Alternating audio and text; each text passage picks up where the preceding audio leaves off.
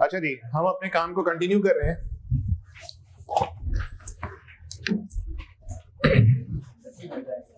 आज हमारी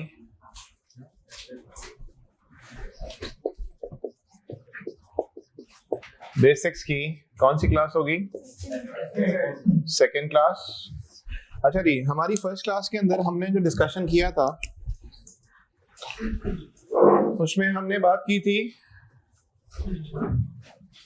किसके हवाले से? अकाउंटिंग के हवाले से। हमने कहा था अकाउंटिंग क्या है? बोलिए। एक प्रोसेस है, ठीक है जी। इसमें हम लोग क्या करते हैं? इंफॉर्मेशन प्रोवाइड करते हैं, और उस इंफॉर्मेशन का ताल्लुक किससे होता है? बिजनेस ट्रांजैक्शन से, ठीक है जी। फिर हमने बात की थी फाइनेंशियल अकाउंटिंग के हवाले से। हमने कहा था ये एक तरीकेकार है जिसमें हम लोग सबसे पहले डेटा को क्या करेंगे? रिकॉर्ड। उसके बाद उसका एनालिसिस होगा, उसके बाद उसकी क्या बनाई जाएगी? समरी। और फिर चौथा स्टेप हमने क्या बोला था? हम लोग उस इंफॉर्मेशन को क्या करेंगे? कम्युनिकेट। फिर हमने बात की फाइनेंशियल अकाउंटिंग के हवाले से। हमने कहा कि ये एक मेथड है जिसमें हम एक क्या तैयार करेंगे? बोलिए। रिपोर्ट। और इस रिपोर्ट के अंदर कारोबार की परफॉर्मेंस एंड पोजीशन दिखाई जाएगी, ठीक। फिर हमने बात की हमारे पास हेड्स ऑफ अकाउंट्स में या पिलर्स ऑफ अकाउंट्स में या बेसिक्स ऑफ अकाउंट्स में 5 अल्फाज हैं। एक क्या है? एसेट्स। दूसरा क्या है? लायबिलिटी। तीसरा कैपिटल या इक्विटी। चौथा रेवेन्यू। और पांचवा हमारे पास एक्सपेंस। फिर हमने बात की एसेट्स के हवाले से। हमने कहा कि एसेट हमारे लिए एक रिसोर्स है, चाहिए, जिस पे उस कारोबार का क्या हासिल है? बोलिए। कंट्रोल। और उस कंट्रोल की बदौलत फ्यूचर में क्या हासिल होने हैं? इकोनॉमिक बेनिफिट्स हासिल होने फ्यूचर में, ठीक। फिर हमने बात की किस हवाले से? लायबिलिटीज के हवाले से। हमने कहा लायबिलिटीज क्या हैं? बिजनेस की ऑब्लिगेशंस। फिर हमने ये भी कहा कि कोई भी चीज जो कि बिजनेस ओ करता है किसी को, something which is odd to someone else, short में भी हम बात करें। फिर हमने बात की किस हवाले से? कैपिटल के हवाले से, सही है जी। ये रिसोर्सेज जो हैं और यहां पे जो रिसोर्सेज हैं,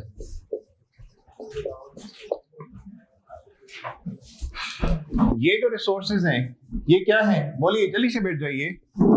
इन द बिजनेस है, एक्सक्यूज मी गाइस, ये रिसोर्सेज, एसेट्स की जब बात हो रही है रिसोर्सेज को लेके, ये वो रिसोर्सेज जो इन द बिजनेस हैं। और यहाँ पे जो रिसोर्सेज की बात मैं कर रहा हूं ये क्या है? Resources supplied by the owner है। यहाँ these are resources in the business. From where did you get these resources? These resources are supplied when it is supplied by the owner. इसको हम लोग क्या बोलेंगे? कैपिटल। तो रिसोर्सेज मतलब assets की भी बात हो सकती है और रिसोर्सेज कैपिटल की भी बात हो सकती है। वो रिसोर्सेज जो ओनर की तरफ से लगाए गए हैं उसको हम लोग क्या बोलेंगे? कैपिटल। और जब रिसोर्सेज कारोबार में आए तो उसको क्या बोलेंगे? एसेट्स। तो दोनों में फर्क है। ये वो रिसोर्सेज हैं जो कि सप्लाई किए जाते हैं ओनर की तरफ से, किधर? बोलिए। बिजनेस में। और हमने ये बात की थी कि ओनर ऑफ बिजनेस एक हैं या अलग? सर ओनर ऑफ बिजनेस वैसे तो एक हैं, लेकिन जब हम अकाउंटिंग में रिकॉर्डिंग करते हैं तो किसके पॉइंट ऑफ व्यू से करते हैं? बिजनेस के पॉइंट ऑफ व्यू से। ठीक हो गया? तो जब ओनर और बिजनेस अलग हैं अकाउंटिंग के पॉइंट ऑफ व्यू से, तो ओनर जब कारोबार में सरमाया लगाएगा तो बिजनेस की एक जिम्मेदारी खड़ी हो जाएगी कि उसने इन रिटर्न किसको कमा के देना है? ओनर को। तो बिजनेस की ओनर की तरफ क्या है? एक लायबिलिटी है, जिसके लिए हमने खाली लायबिलिटी का वर्ड इस्तेमाल नहीं किया, हमने बोला स्पेशल लायबिलिटी। सर एक होती है लायबिलिटी और एक है स्पेशल लायबिलिटी। स्पेशल लायबिलिटी की बात हमने कब की? जब बिजनेस और ओनर का रिलेशनशिप देखना चाहा। और स्पेशल का वर्ड कब मैंने नहीं लगाया? जब बिजनेस का आपने किसी दूसरे सप्लायर के साथ रिलेशनशिप देखना चाहा तो हमने वहां पे स्पेशल का वर्ड नहीं लगाया। तो इसका मतलब business is liable towards supplier of goods and services and also toward the supplier of resources, मतलब owner. In order to differentiate हमने कौन सा अल्फाज ओनर के साथ रिलेशनशिप में बनाया? स्पेशल का। इसके अलावा जो होगा वो क्या होगा? Just liability. फिर हमारे पास एक वर्ड आया था, कौन सा? रेवेन्यू। हमने क्या बात की कि रेवेन्यू जो है वो क्या है? बोलिए। इनकम है जो की जाती है, अर्न। इनकम जो अर्न की जाती है, चाहिए नहीं, किससे? ऑर्डिनरी एक्टिविटीज से। और इसको जो हम रिफ्लेक्ट कराते हैं वो किस अमाउंट से कराते हैं? बोलिए। ग्रॉस अमाउंट से। ये वाली बात समझ आई? अभी मैं पूरी तफसील में बात नहीं कर रहा, सिर्फ उसकी क्लिप चला रहा हूं कि हमने क्या बातें की थी। और फिर इसी तरह से हमारे पास डिस्कशन में आया क्या? एक्सपेंस। और एक्सपेंस में हमने क्या बात की थी कि बेनिफिट्स जो रेवेन्यू अर्न करके हासिल किए जाते हैं वो सारे के सारे हमारे पॉकेट में नहीं आते। उन बेनिफिट्स में से हमारे पास अब क्या होगा? बोलिए। आउटफ्लो होगा। उन बेनिफिट्स को जनरेट करने के लिए हमने बहुत सारे एक्सपेंसेस इनकर किए होंगे। तो जब बेनिफिट्स का इनफ्लो होगा तो वो सारे का सारा इनफ्लो हमारी पॉकेट में नहीं आएगा, हमारे पास से क्या होना है? बोलिए। आउटफ्लो होना है। लाइक फॉर एग्जांपल, इस बिल्डिंग को अगर हम यूज करते हैं तो ये रिसोर्स है, तो इस रिसोर्स को इस्तेमाल करने के लिए क्या यहाँ पे इलेक्ट्रिसिटी की जरूरत है? बिल्कुल जरूरत है। यहाँ पे जो फर्नीचर इस्तेमाल हो रहा है, यहाँ पे जो मशीनरी इस्तेमाल हो रही है, क्या इसको मेंटेन रखने के लिए भी खर्चों की जरूरत है? यहाँ पे जो लोग आके काम कर रहे हैं, चाहे वो टीचिंग स्टाफ हो या नॉन टीचिंग हो, क्या उनको तनख्वाहें दी जा रही हैं? तो क्या ये रिसोर्स को इस्तेमाल करने से रिलेटेड खर्चे हैं या नहीं? तो इसका मतलब जब भी आप रिसोर्स को इस्तेमाल करेंगे तो हमारे खर्चे तो होंगे।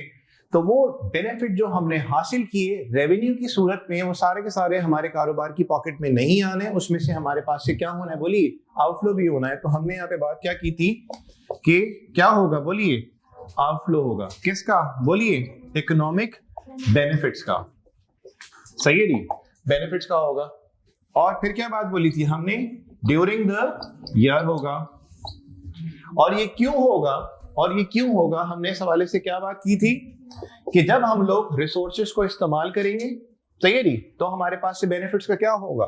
During the as a result of using up of resources. और दूसरी क्या बात बोली थी? और a fall in the value of assets.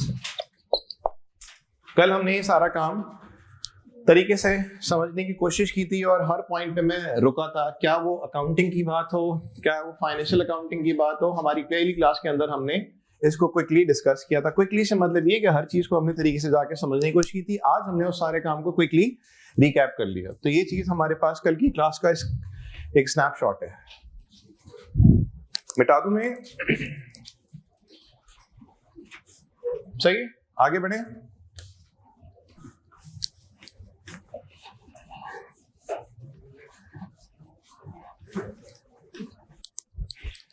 अब आ जाइए जल्दी से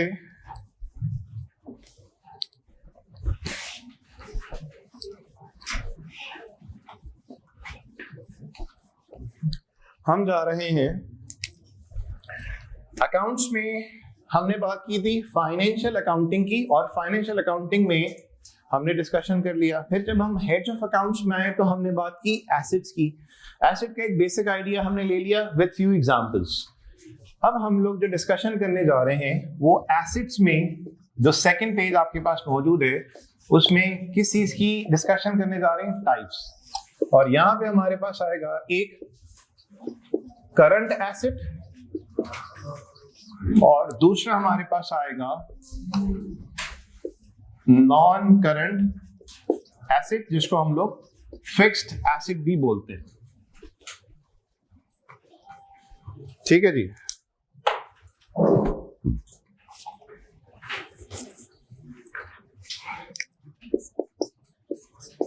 assets that can be sold, मुझे मार्केट चाहिए, use, consume or converted into cash within 12 months, held mainly for trading purpose. Examples: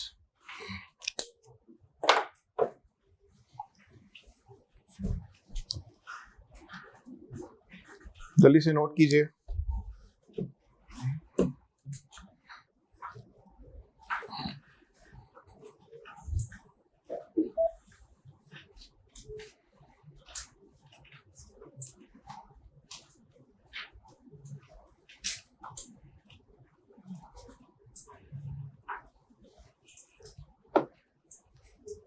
done. और नॉन करंट एसेट्स में लिखिए assets that have a long useful life। Marker में change कर रहा हूं, रुकिए जरा, आप लोग कॉपी तो करें इसको।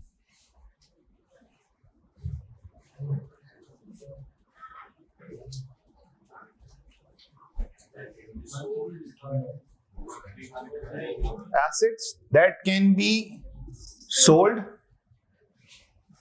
use, consume or converted into cash within 12 months, held mainly for trading purpose. Held mainly for trading purpose.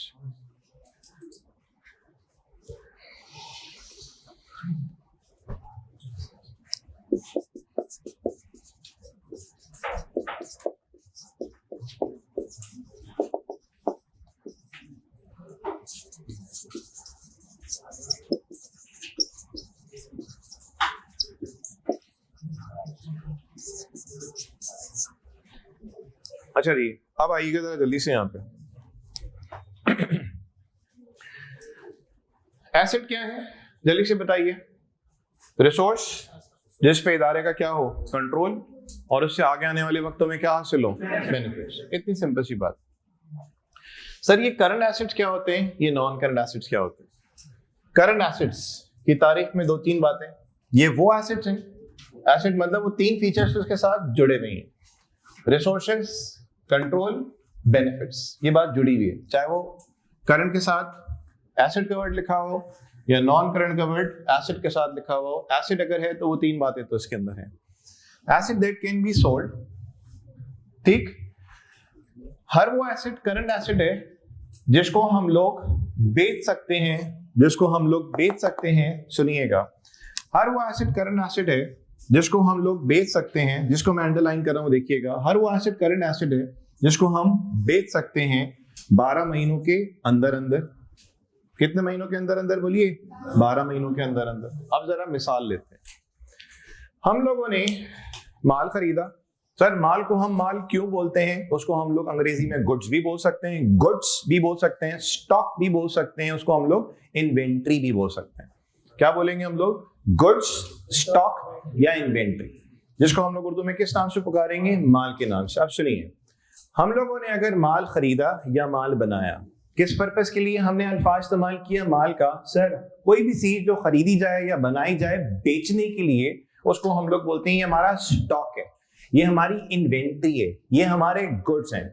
हम लोग उसको दूसरे अल्फाजों में क्या बोल सकते हैं, ये है हमारा माल जिसको हमने खरीदा है या बनाया है, बोलिए किस लिए, बेचने के लिए।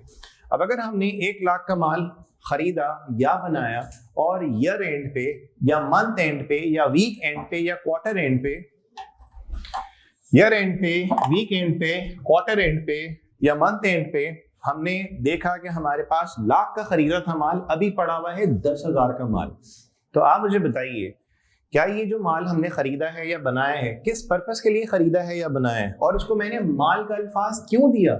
सर मैंने माल का अल्फाज इसलिए इस्तेमाल किया क्योंकि ये खरीदा गया है या बनाया गया है, बोलिए किस लिए, बेचने के लिए। तो लाख का माल खरीदा और साल के एंड पे या डे के एंड पे या क्वार्टर के एंड पे या वीक के एंड पे हमने देखा हमारे पास 10,000 का माल बचा हुआ है। अब ये जो बचा हुआ माल है ये मेरे लिए मेरा क्या है, ये मेरे लिए मेरा क्या है, ये मेरे लिए मेरा क्या है। सर ये मेरे लिए मेरा एसेट है, ये मेरे लिए मेरा क्या है, एसेट है, सही है जी। ये मेरे लिए मेरे कमाने का क्या है, बोलिए जरिया है, जिसपे मेरा क्या है, बोले कंट्रोल। और इसको आज नहीं तो कल जब मैं बेचूंगा तो मुझे इससे हासिल क्या होने, बेनिफिट्स। अब एसेट की कैटेगरी के अंदर तो ये फॉल करता है, यानी कि ये मेरे कमाने का क्या है, जरिया, रिसोर्स, जिसपे मेरा क्या है, इख्तियार, कंट्रोल। और जब मैं इसको बेचूंगा तो मुझे इससे हासिल क्या होंगे, बेनिफिट। अब करंट एसेट की डेफिनेशन के अंदर जो बात की गई है वो ये कि हर एसेट करंट एसेट होगा अगर उसको बेचा जा सकता हो, बोलिए 12, अगर इसको बेचा जा सकता हो, बोलिए कितने टाइम में, 12 महीनों के अंदर अंदर। और तो और ये खरीदा किस पर्पस के लिए गया है, बोलिए खरीदा किस पर्पस के लिए गया है, ट्रेडिंग पर्पस के लिए। तो सर माल खरीदा लाख का, मंथ एंड पे या 12 महीने के एंड पे या क्वार्टर एंड पे पता ये चला कि 10,000 का माल बचा हुआ है। तो जो माल बचा हुआ है ये मेरे लिए मेरा क्या है, बोलिए एसेट है। और कौन सा एसेट है, करंट एसेट। क्यों बोला करंट एसेट, क्योंकि ये खरीदा किस लिए गया था, बोलिए बेचने के लिए। खरीदा किस लिए गया था, बेचने के लिए। और कितने टाइम में इसको बेचना था, 12 महीनों के अंदर। तो वो माल जो मेरा बिका नहीं है, बचा हुआ है, उसको मैं क्या बोलूंगा, क्लोजिंग स्टॉक के नाम से बोलूंगा, या क्लोजिंग गुड्स के नाम से बोलूंगा, या क्लोजिंग इन्वेंटरी के नाम से पुकारूंगा। तो आपसे अगर पूछा जाए जो कॉमर्स या नॉन कॉमर्स बैकग्राउंड स्टूडेंट है कि करंट एसेट की जरा एग्जांपल दें, आपने बोला सर क्लोजिंग स्टॉक। मैंने आपसे पूछा कि क्लोजिंग स्टॉक को आपने करंट एसेट क्यों बोला, आपने बोला सर करंट एसेट की एग्जांपल है क्लोजिंग स्टॉक। मैंने बोला आपने क्यों कहा, जवाब जो इसका एप्रोप्रिएट है वो ये कि as per the definition of current asset वो क्या बोलता है, हर वो एसेट करंट एसेट है जिसको बेचा जा सकता हो, जिसको बेचा जा सकता हो कितने टाइम में, 12 महीने के अंदर। और तो और ये खरीदा किस पर्पस के लिए गया था या बनाया किस पर्पस के लिए गया था, बोलिए ट्रेडिंग पर्पस। तो इसका मतलब एसेट जो बोलती है डेफिनेशन, करंट एसेट की डेफिनेशन क्या बोलती है, asset that can be sold. अभी हम किसकी बात नहीं कर रहे, विद इन 12 मंथ्स। और ये खरीदा किस पर्पस के लिए गया था, बनाया किस पर्पस के लिए गया था, बोलिए ट्रेडिंग पर्पस। तो हमने एग्जांपल क्या दी, क्लोजिंग स्टॉक। तो आज सारे साथियों को ये बात कंफर्म हो गई कि क्लोजिंग स्टॉक को मैं आज तक कॉमर्स बैकग्राउंड वाले स्टूडेंट या नॉन कॉमर्स सुन लें, क्लोजिंग स्टॉक को मैंने करंट एसेट क्यों बोला, क्योंकि डेफिनेशन कहती है कि हर वो एसेट करंट एसेट है जिसको बेचा जा सकता हो, बोले कितने टाइम में, 12 महीनों के अंदर अंदर। और तो और ये खरीदा किस पर्पस के लिए गया। तो इसका मतलब क्लोजिंग स्टॉक अगर हम एग्जांपल की सूरत में ले रहे हैं तो जस्टिफाई करती है उसकी डेफिनेशन। क्या ये वाली बात समझ आई, एक पॉइंट डिस्कस किया। दूसरा पॉइंट यूज स्लैश कंज्यूम की बात करते हैं, यूज स्लैश कंज्यूम की बात करते हैं। आपने लेट्स सपोज एक जगह काम कारोबार करने के लिए ली है किराए पे, और 1 महीने का किराया लेट्स सपोज 10,000, कितना 10,000। वो जो जगह लिया आपने किराए पे, 6 महीने का आपने किराया एडवांस में दे दिया, 6 महीने का किराया आपने एडवांस में दे दिया। तो आप बताएं 6 महीने का किराया बनता कितना है, 60,000। अगर 1 महीने का कितना 10, तो 6 महीने का कितना बना 60,000। जनवरी गुजर गया, मेरी आपसे मुलाकात हुई, मैंने आपसे पूछा हाँ यार जगह तुमने जो ली है किराया कितने महीने का, आपने बोला 10,000। मैंने बोला कुछ एडवांस दिए, आपने कहा कि आपने 10 महीने 10,000 के हिसाब से कितने मंथ्स का एडवांस दिए, बोलिए 6 महीने का। तो कितना बन गया, कितना हो गया 60,000। जनवरी के एंड पे मेरी आपसे मुलाकात हुई, मैं आपसे पूछता हूँ बताओ तुम्हारा रेंट के हवाले से खर्चा कितना हुआ, रेंट के हवाले से जनवरी के महीने का खर्चा कितना हुआ, 60,000। सिंपल सा सवाल, ठीक। आपने काम कारोबार करने के लिए एक जगह ली है, सही है जी, पर मंथ किराया कितना है? 10,000। जो लैंडलॉर्ड है उसने बोला भाई 6 महीने का किराया आपने मुझे देना है एडवांस में, तो आपने उस लैंडलॉर्ड को कितने पैसे दिए? 60,000। जनवरी का महीना गुजरा, यानी कि पहला महीना गुजर गया, सही है जी। किसी शख्स की आपसे मुलाकात हुई, उसने आपसे पूछा यार 1 महीने का किराया इस जगह का कितना है? 10,000। तो इसका मतलब 1 महीने का खर्चा कितना है? 10,000। 1 महीने का खर्चा कितना है? 10,000। जैसे ही आपने कहा 1 महीने का खर्चा है 10,000, लेकिन आपने साथ साथ बोला भाई मैंने तो उसको 60,000 दिए। आपको बात समझ आ रही है? आपने पेमेंट की कितनी है? 6 महीनों की। कितना एडवांस दिया है आपने? 6 महीनों का। कितना बन गया? 60,000। 1 महीने उस जगह को आपने इस्तेमाल किया तो खर्च कितना हुआ? 10,000। तो आपसे वो बंदा पूछता है यार ये जो तुमने दिए थे 60,000, 1 महीने का तुम्हारा खर्च हो गया कितना? बोले 10,000। तो ये जो 50,000 रुपए तुमने उसको दिया हुआ है एडवांस में, ये तुम्हारे लिए क्या है? ये तुम्हारे लिए क्या है? बोलता है जब तक दूसरा महीना नहीं आएगा, जब तक तीसरा महीना, चौथा महीना, पांचवा, छठा महीना नहीं आएगा, आज मैं पहले महीने की एंड पे खड़ा हुआ हूं, तो मैंने 1 महीने इस जगह को इस्तेमाल कर लिया, और इस 1 महीने जगह को मैंने इस्तेमाल किया तो 60 में से कितना कंज्यूम हो गया? 10। तो कितना कंज्यूम अभी नहीं हुआ? 50। फरवरी के एंड तक अगर आपसे पूछा जाए कितना पे किया था इन टोटल? 60। 1 महीने का कितना है? 10। 2 महीने का 20, सही है जी। तो 2 महीनों में कितना कंज्यूम कर लिया? 20। तो कितना कंज्यूम नहीं हुआ? क्या ये अमाउंट जो 40 का रह गया है आगे आने वाले 12 महीनों में कंज्यूम हो जाएगा? हो जाएगा। तो जब तक वो कंज्यूम नहीं हुआ वो क्या कहलाएगा? तुम्हारा एसेट, सही है जी। जब तक वो कंज्यूम नहीं हुआ वो तुम्हारा क्या कहलाएगा? बोलिए, एसेट। तो हर वो एसेट करंट एसेट है जिसको, ये वाली बात तो हमारी हो गई, asset that can be use, या जिसको क्या किया जा सकता हो? कंज्यूम किया जा सकता हो। कितने टाइम में? बोलिए, 12 महीनों में। तो जब तक वो कंज्यूम नहीं हुआ वो हमारा क्या कहलाएगा? एसेट। और जैसे ही वो कंज्यूम हो जाएगा तो एसेट एग्जिस्ट नहीं करेगा। अगर एसेट एग्जिस्ट कर रहा था तो वो क्या हो जाएगा? खत्म हो जाएगा। मैं पूछता हूं कहां गया वो तुम्हारा एसेट? आपने बोला फरवरी में मैंने उस जगह को इस्तेमाल किया, तो वो जो एसेट था जो मैंने एडवांस में पे किया हुआ था वो क्या हो गया? एडवांस मेरा कम हो गया। तो मैंने बोला वो कहां चले गया? आपने बोला मेरा खर्च हो गया। क्या ये वाली बात समझ आ रही है? तो इसका मतलब जब तक वो कंज्यूम नहीं हुआ वो आपका क्या कहलाएगा? बोलिए, एसेट। और जब वो कंज्यूम हो जाएगा तो वो आपका एसेट किस में कन्वर्ट हो जाएगा? किस में कन्वर्ट हो जाएगा? आपने फॉर एग्जांपल सेल फोन में अपने या मोबाइल में आपने कार्ड डाला, जो भी आप इस्तेमाल करते हैं, 1000 रुपए का आपने कार्ड डाल दिया, सही है जी। अज्यूमिंग किसी किस्म की कोई डिडक्शन नहीं होती, 1000 का बैलेंस डाला और 1000 रुपए का बैलेंस आपके अकाउंट में शो हो रहा है। मंथ एंड पे आप चेक करते हैं कि आपके पास बैलेंस बचा हुआ है सिर्फ 200 का। तो मैं आपसे पूछूंगा बताओ तुमने कार्ड कितने का डाला था? 1000 का, सही है जी। पहले महीने के एंड पे मैंने आपसे पूछा बताओ कितना कंज्यूम हुआ? 800। तो मैंने बोला कितना कंज्यूम नहीं हुआ? 200। तो जो कंज्यूम हो गया वो आपका क्या कहलाएगा? खर्चा। और जो कंज्यूम नहीं हुआ वो आपका क्या कहलाएगा? एसेट। क्या ये बैलेंस जो है आगे आने वाले 12 महीनों के अंदर अंदर आपने इस्तेमाल करना है? 1 महीना तो इस्तेमाल कर लिया, अब रह कितने गए? 11 महीनों। 11 महीने 12 मंथ्स के अंदर अंदर फॉल करते हैं, ठीक। तो अगर 11 महीने 12 मंथ्स के अंदर अंदर फॉल करते हैं तो इसका मतलब इस बैलेंस को हम लोगों ने आगे आने वाले वक्तों में क्या कर लेना है? इस्तेमाल कर लेना है। तो जब इस्तेमाल कर लेंगे तो ये क्या है? हमारा एसेट। एसेट नहीं रहेगा, बैलेंस बैलेंस नहीं रहेगा, बैलेंस हमारा क्या हो जाएगा? खत्म हो जाएगा। और खत्म हो गया तो मैं आपसे पूछा आपने क्या किया? आपने बोला उस बैलेंस को मैंने इस्तेमाल कर लिया। तो जब तक उसको आप इस्तेमाल नहीं करते या जब तक उसको आप कंज्यूम नहीं करते, सही है जी, वो आपका क्या कहलाएगा? बोलिए, एसेट कहलाएगा। और जैसे आप कंज्यूम कर लेंगे तो वो आपका किस में कन्वर्ट हो जाएगा? बोलिए, एक्सपेंस में कन्वर्ट हो जाएगा। तो देखिए यहाँ पे अभी करंट एसेट के हवाले से हमने 2 बातें की हैं। 2 बातें क्या की? एसेट जिसको बेचा जा सकता हो 12 महीनों के अंदर अंदर, ठीक। हर वो एसेट करंट एसेट है इसको बेचा जा सकता हो 12 महीनों के अंदर अंदर। और तो और ये खरीदा गया था किस लिए? ट्रेडिंग पर्पस के लिए। मेनली किस पर्पस के लिए? ट्रेडिंग पर्पस के लिए। तो हमने एग्जांपल क्या इसके सपोर्ट में ले ली? Closing stock. क्लोजिंग स्टॉक मतलब एंडिंग स्टॉक या क्लोजिंग स्टॉक या एंडिंग गुड्स या एंडिंग इन्वेंट्री, कई सारे नामों से उसको पुकारा जाएगा। इसको मैं स्टॉक कहूं, इसको मैं गुड्स कहूं, इसको मैं इन्वेंट्री कहूं, ठीक। क्लियर हो गई ये वाली बात? जो दूसरी एग्जांपल मैं यहाँ पे ले रहा हूं उसको मैंने नाम क्या दिया यहाँ पे, मैंने इसको नाम दिया प्रीपेड एक्सपेंस का।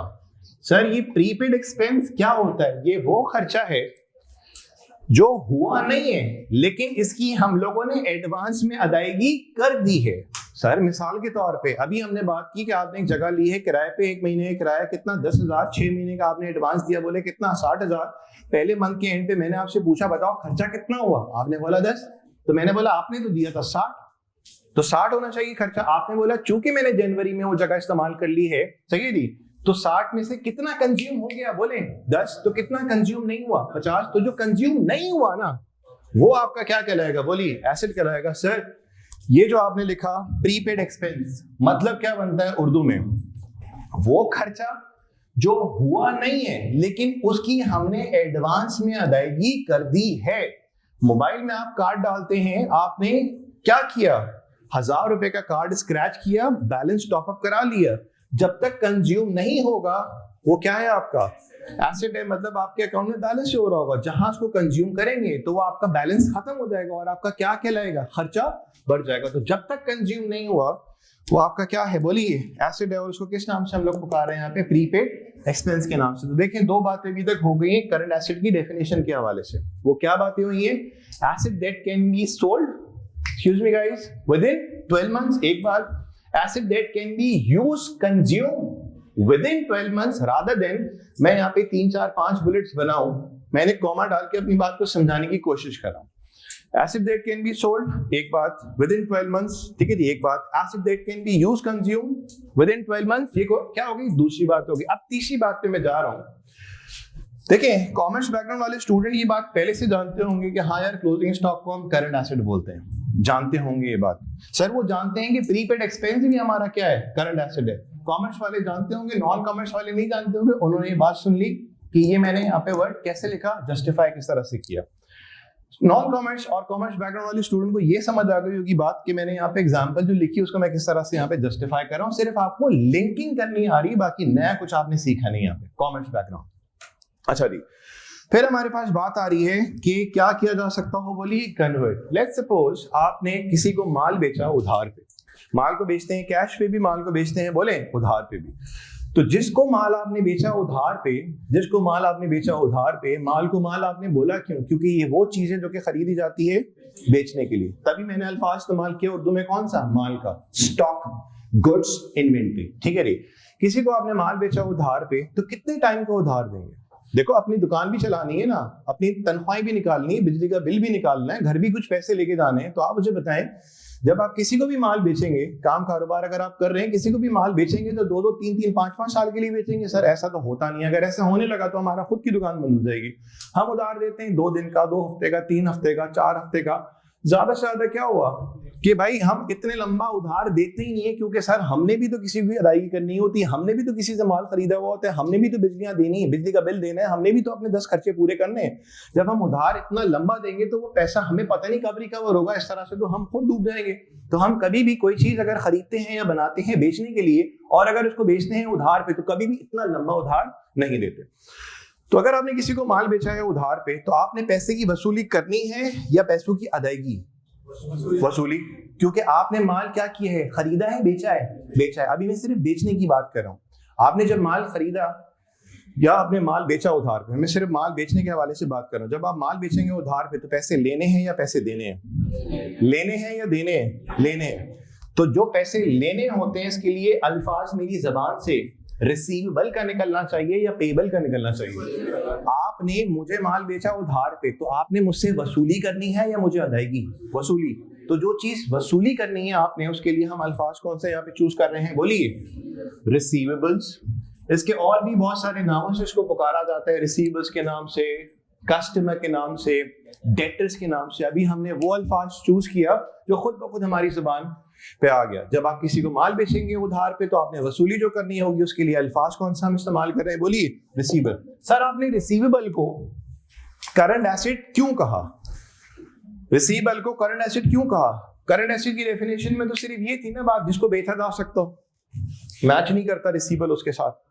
जिसको यूज कंज्यूम किया जा सकता हो, मैच नहीं करता रिसीवेबल उसके साथ। तीसरी बात देखो क्या लिखी हुई है, that can be converted into cash. आपने माल बेचा मुझे उधार पे 2 हफ्ते के लिए, तो इसका मतलब 2 हफ्ते के अंदर अंदर या 2 हफ्ते जैसे ही खत्म होंगे वो अमाउंट जो रिसीव करना था वो किस में कन्वर्ट हो जाएगा, बोलिए कैश में कन्वर्ट हो जाएगा। ये मैं नहीं कहता, ये मैं रटवा नहीं रहा कि भाई यही होती है एग्जाम्पल। हमें जस्टिफाई करके अपनी एग्जांपल्स को समझना है कि हर वो चीज करंट एसेट है जिसको हम लोग कन्वर्ट कर सकते हो, किसमें, कैश में, कितने टाइम में, 12 महीनों के अंदर। ये मैं नहीं कहता, ये डेफिनेशन कहती है, लेकिन एग्जांपल्स बहुत सारे लोग पहले से जानते हैं कि क्लोजिंग स्टॉक को हम आज तक बोलते आ रहे थे क्या, करंट एसेट। प्रीपेड एक्सपेंस को हम आज तक बोलते आ रहे थे करंट एसेट। हम लोग रिसीवर्स को आज तक बोलते आ रहे थे करंट एसेट।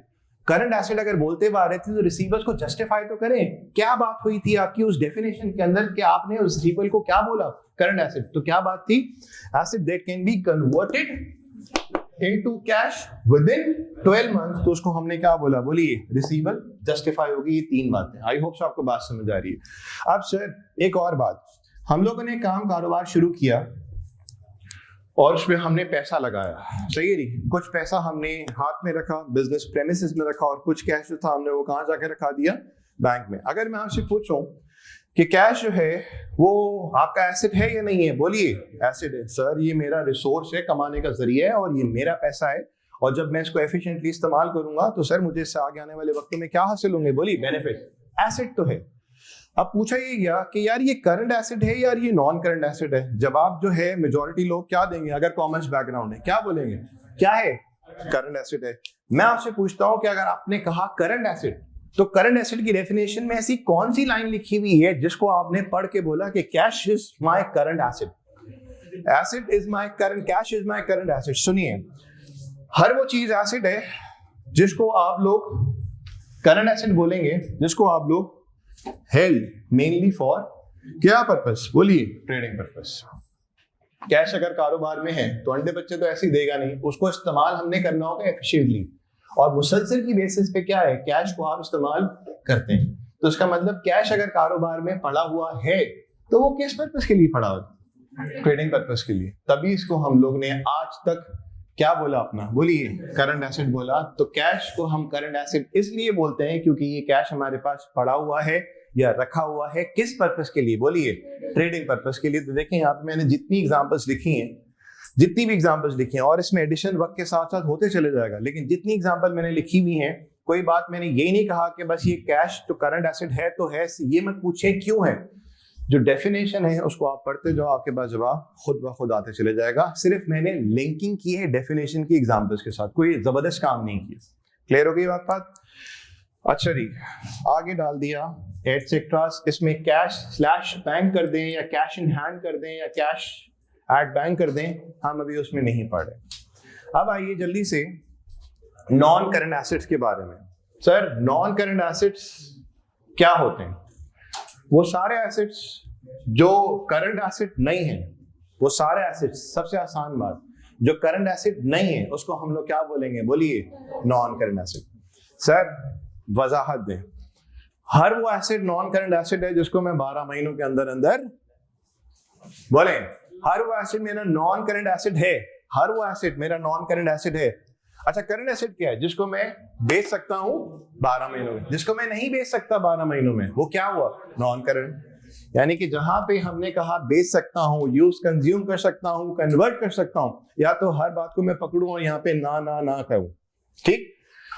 हर वो एसेट करंट एसेट है जिसको हम बेच सकते हो कितने टाइम में, बोले 12 महीनों के अंदर। जिसको नहीं बेच सकते वो क्या है, नॉन करंट। जिसको यूज कंज्यूम कर सकते हैं 12 महीनों में, क्या, करंट। जिसको नहीं कर सकते यूज कंज्यूम, नॉन करंट। जिसको कैश में कन्वर्ट कर सकते हैं 12 महीनों के अंदर, करंट। जिसको नहीं कर सकते वो क्या, नॉन करंट। जो ट्रेडिंग पर्पस के लिए होगा मेनली वो क्या है, करंट। और जो ट्रेडिंग पर्पस के लिए नहीं है, non current. I hope so आपको ये बात समझ आ रही होगी। जो यहाँ पे हाँ में है, अगर इसको मैं ना कर देता हूं तो वो यहाँ पे चले जाते हैं, ठीक है जी। तो हम यहाँ पे और करके अगर ये बात लिखें, क्या बात लिख सकते हैं, हर वो एसेट जो करंट एसेट नहीं है, वो एसेट जो करंट एसेट्स नहीं है वो क्या होगा हमारा, बोलिए नॉन करंट एसेट्स।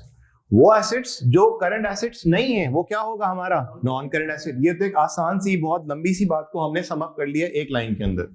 दूसरी बात क्या बन सकती है, सर ये वो एसेट्स हैं जिनकी लंबी जिंदगी होती है। फॉर एग्जांपल सर हमने बिल्डिंग बनाई, हमने मशीनरी खरीदी, हमने इक्विपमेंट खरीदे, ये जो हम खरीद रहे हैं किस पर्पस के लिए खरीद रहे हैं? अगर मैं इक्विपमेंट खरीद रहा हूं या मशीनरी खरीद रहा हूं, अगर मैं बेचने के लिए खरीद रहा हूं, सुनना, अगर मैं मशीनरी खरीद रहा हूं, इक्विपमेंट खरीद रहा हूं, फर्नीचर खरीद रहा हूं, अगर खरीदने का पर्पस मेरा है ये, अगर खरीदने का पर्पस है मेरा ये, सही है जी, तो वो मेरे लिए मेरा क्या होगा? बोलिए, करंट एसेट है। क्योंकि मैं खरीद किस पर्पस के लिए रहा हूं? बोलिए, बेचने के लिए, तो वो किधर आएगा? करंट। और अगर मैंने फर्नीचर खरीदा, सही है जी, बेचने के लिए नहीं, इस्तेमाल करेंगे हम कारोबार में, तो इसका मतलब वो मेरा ट्रेडिंग पर्पस के लिए नहीं है, वो क्या है? नॉन ट्रेडिंग, उसको हम इस्तेमाल करेंगे। तो इसका मतलब अगर कोई चीज खरीदी जा रही है, बनाई जा रही है, किस पर्पस के लिए? बोलिए, इस्तेमाल करने के लिए, तो वो किस में आ रहा होगा? इस्तेमाल करने के लिए। चले यूं मैं बोलता हूं, चीज खरीदी जा रही है या बनाई जा रही है बेचने के लिए, बोले करंट। और जो खरीदी जा रही है या बनाई जा रही है इस्तेमाल करने के लिए, वो किस में आ रहा है? Non current. लेट्स सपोज अगर मेरी फर्नीचर की शॉप है और ये जितना भी आपको पड़ा हुआ नजर आ रहा है फर्नीचर ही बोलूंगा, ठीक, और ये जो फर्नीचर है ये बेचने का नहीं है, इसको भी मैं फर्नीचर का नाम दूंगा। तो जो पढ़ा हुआ है उसको मैं एक अल्फाज बोलूंगा, ये मेरा माल है, ये स्टॉक है, ये गुड्स हैं, सही है जी। ऑल्दो उसका कुछ नाम तो होगा ना, लेकिन मैं उसको नाम नहीं दे रहा, मैं क्या बोल रहा हूँ? गुड्स, स्टॉक, इन्वेंट्री, सही है जी। ये मेरा सारा क्या है? बोलिए, माल।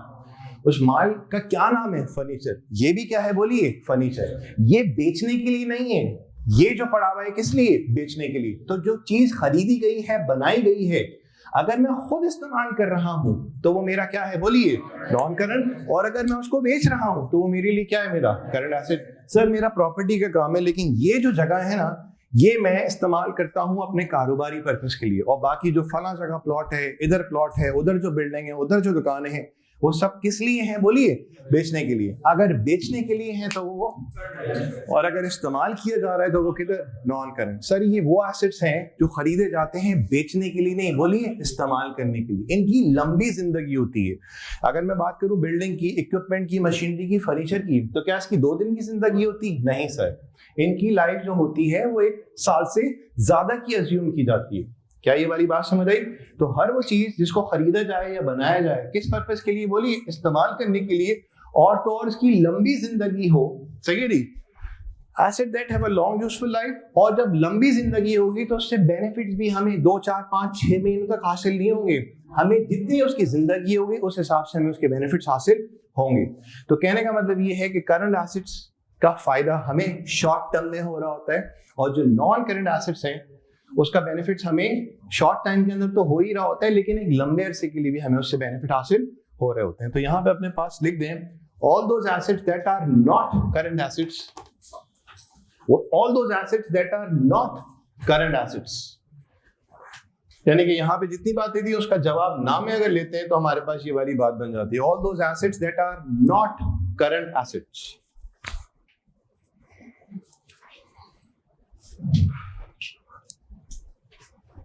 ठीक, एग्जाम्पल्स अपने पास लिख लें आप। क्या होगा? Land, building, equipments, machinery, etcetera. इसमें भी बहुत सारी चीजें ऐड जरूर होनी है, हटेगा कुछ नहीं इसमें से, इतना तो मैं श्योरिटी से बोल दूं, हटना कुछ नहीं है। जो बात बोल दी, जो लिख दी, वो अपनी जगह फ्रीज हो गई, इसमें से अब डिलीट कुछ नहीं होना, एडिशन वक्त के साथ साथ होते चले जाए। बोलो बेटा। अब देखें, सवाल यह है, मैंने एक चीज खरीदी है या बनाई है, किस पर्पस के लिए? बोलिए, बेचने के लिए। अब 10,000 का मैंने माल खरीदा था या बनाया था बेचने के लिए। क्या साल के एंड तक, अगर 12 महीने हमारा साल बनता है, तो क्या 12वें महीने के एंड तक क्या पॉसिबिलिटीज निकल सकती हैं? हो सकता है सर 10,000 का माल खरीदा या बनाया, पूरे का पूरा बिक गया, सही है, मजीद जरूरत पड़ गई माल बनाने की, एक सिनेरियो ये हुआ। हो सकता है दूसरा सिनेरियो क्या हो कि भाई 1 रुपए का भी हमारा माल नहीं बिका, सही है। क्या ये वाली बात समझ आ रही है?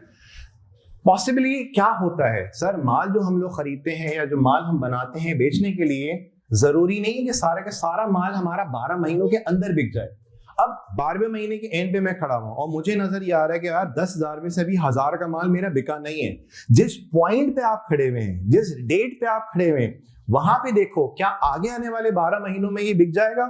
जवाब आया हाँ यार ये बिक जाएगा। ये खरीदा किस पर्पस के लिए क्या था, डे 1 पे इंटेंशन क्या थी तुम्हारी, सेल आउट करने के लिए। तो जरूरी नहीं कि सारा का सारा माल जो आपने खरीदा है या बनाया है वो 12 महीनों के अंदर अंदर बिक जाए। उसमें से जो बच गया, सही है नहीं, वो खरीदा किस पर्पस के लिए गया था, डे 1 पे इंटेंशन क्या थी, बेचने की इंटेंशन थी। तो अगर ईयर एंड पे मैं खड़ा हुआ 10,000 में से 1,000 का माल या 500 का माल मेरे पास बच जाता है, तो मेरी डे 1 पे इंटेंशन क्या थी, बेचने की थी, तो बच गया, कोई बात नहीं, आगे आने वाले 12 महीनों में बिक जाएगा।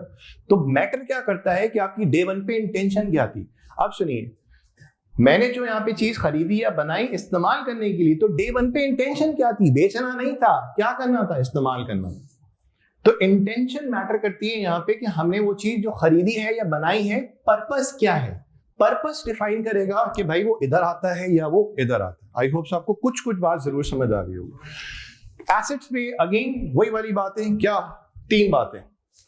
रिसोर्सेज, जिसपे क्या है उस इदारे का कंट्रोल है। कंट्रोल का मतलब क्या है, ये चीज मेरी है और उसको मेरी इजाजत के बगैर कोई और इस्तेमाल नहीं कर सकता, और जब मैं इसको इस्तेमाल करूंगा एफिशिएंटली तो मुझे इससे क्या हासिल होंगे, बोली बेनिफिट्स। तो पहली बात क्या आई, करंट की। दूसरी बात क्या आई, नॉन करंट। सही है। अब हम जा रहे हैं अगले एरिया पे जो कि है किसका, लाइबिलिटीज का। लाइबिलिटीज का, सही है। एग्जांपल्स हमने लिख दी और इसमें हमने और बात लिखी थी, क्या लिखी थी, all those assets that are not क्या करंट एसेट्स, तो हम लोग क्या बोलेंगे, नॉन करंट एसेट्स।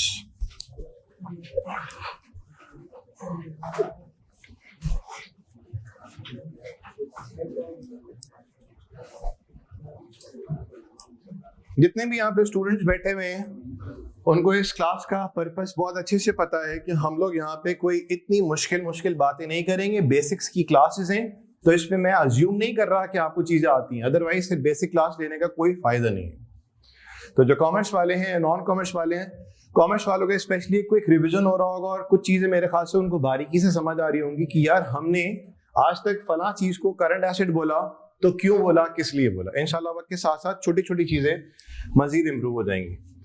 अब आ जाइए लाइबिलिटीज के हवाले से। लाइबिलिटीज की टाइप्स, लाइबिलिटीज की टाइप्स, करंट। अच्छा, आवाज अभी ये आ रही है कि सर एक होता है टेंजिबल और एक इनटेंजिबल। हम डिस्कशन जरूर करेंगे, सही है जी। अभी मैं सिर्फ क्या कर रहा हूं कि हमारे पास जितने भी स्टूडेंट बैठे हुए हैं सबको एक आइडिया होता है कि यार ये एसिड क्या चीज है, करंट क्या है, non current, just basic idea. With the passage of time इंशाल्लाह मैं और सर हसन बहुत सारी चीजों को देखें, डिलीट कुछ नहीं होना है इसमें से, जो चीज हो गई सो हो गई। इसमें से ये नहीं कि यार वो जो पहले हमने बात की थी ना उसका मकसद कुछ और था, अब मकसद चेंज हो गया। मकसद चेंज नहीं होना, एडिशन कैफ 1 में होना है चीजों का, कैफ 5 में होना है और सीफैप में होना है। डिलीट कुछ नहीं होगा, एडिशन जरूर इसके अंदर होना है। तो करंट लायबिलिटी एक हुआ, दूसरा कौन सा हुआ, नॉन करंट लायबिलिटी या long term liability.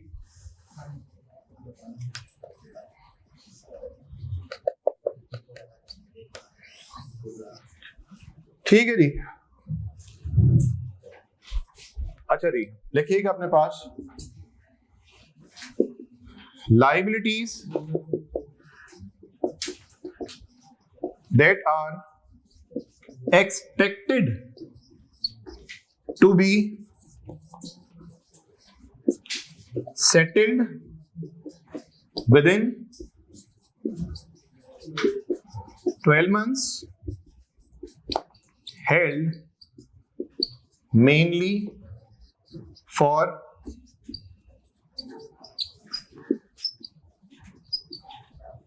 trading purpose. Example,